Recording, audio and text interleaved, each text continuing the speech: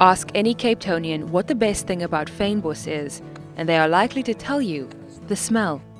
Fynbos smells sweet, yet fresh and herby. It smells like Cape Town, South Africa, the region to which it is endemic.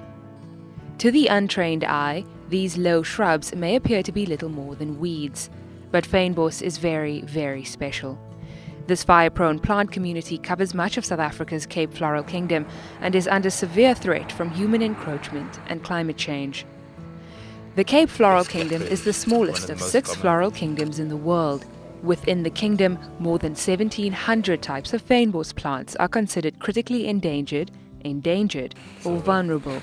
So the work we're doing today is pretty much looking at the Riverlands to Coast corridor, which has been identified as one of WWF's top priorities for climate change corridor. It's got a whole lot of threatened species in it and at least 2 critically endangered vegetation types. Rupert Koopman, Ulrike Ehrlich and Andre Rousseau are conducting a habitat assessment of this piece of land.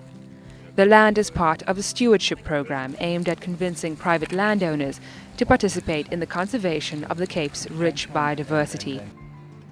The program has received funding from the World Bank and spans nearly 2 million hectares of land, 23 local, national and global organizations, and more than a decade of work. I've been working on the project now for about a year, and I've got about 4 stewardship sites who are in the process of signing up.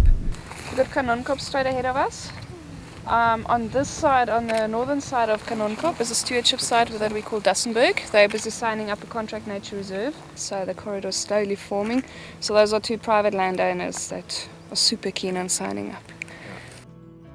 So much of the land in South Africa is privately owned.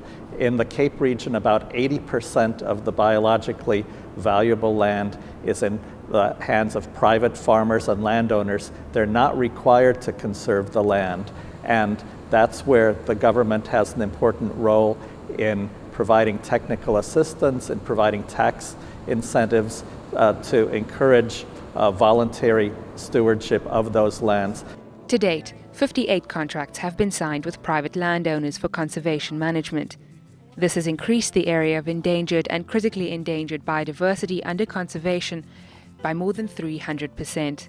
It's always been known that our protected areas are not adequate to cover the biodiversity that we should be covering in terms of protection. It's about implementing landscape scale conservation initiatives to strengthen our biodiversity conservation activities, and one of the ways that has happened is through looking at the expansion of protected areas.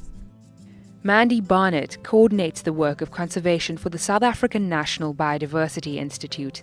We look at how we can get different actors, from governments to civil society to the private sector, to cooperate with each other in the interests of biodiversity conservation, but not just biodiversity conservation. It's all about conservation with benefits for people, because we're locating what we do in the economic and social development paradigm of South Africa. Being a developing country, we absolutely need to do that. The Cape Biodiversity Program has had good success with employment creation for local communities, with activities such as clearing of non-native vegetation, which is a big problem in the Cape region of South Africa. It's a major threat to the biodiversity, and people have obtained considerable employment through that. Also through cultivation of native species for replanting, through small-scale ecotourism and other initiatives. And in this way, the Cape program is helping with the socioeconomic development of South Africa, in addition to conserving the biodiversity for future generations. Despite these social development gains, climate change is adversely impacting conservation work. Changes in weather patterns affect already fragile natural resources.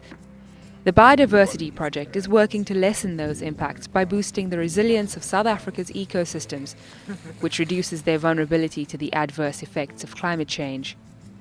In return, strengthened natural resources like lush, healthy fynbos help to deal with the effects of climate change.